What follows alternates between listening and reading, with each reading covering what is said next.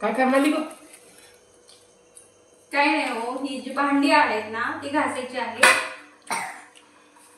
आणि आता दसरा आहे ना त्यामुळे सगळी जी भांडी आहेत ना ती घासायची आहे. पण म्हटलं चला जर्मनच्या भांड्यापासून सुरुवात करावी. आणि ही बघा ना खूप काळे झाले आहेत बघा जर्मनची भांडी.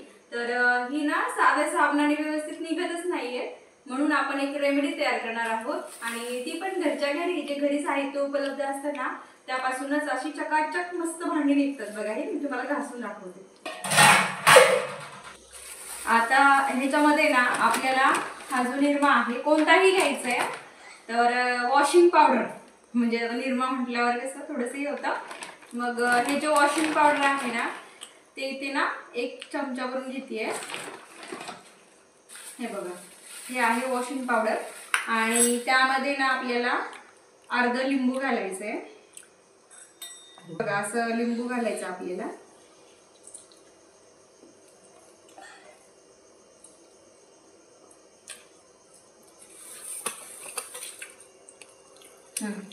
अर्ध लिंबू पिळून घेतलं याच्यामध्ये. आणि आता खायचा सोडा जो आहे ना तो आपल्याला थोडासा घालायचा याच्यामध्ये. एक अर्धा चमचा घालते मी. अर्धा चमचा याच्यामध्ये खायचा सोडा टाकलाय. तर आता ना आपल्याला याच्यात एक शॅम्पूची पुडी टाकायची, तर ती पण मी इथे कट करून घेते. हे बघा,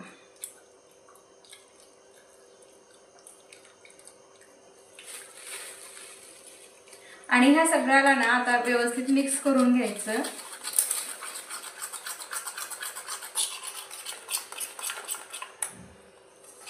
हा जो फेस आहे ना असा तयार झालेला आहे. हे शॅम्पूचा कलर काळा होता म्हणून थोडंसं काळपट दिसतंय. हे त्याला मिक्स करून घ्यायचं. चला आता भांडे घासून.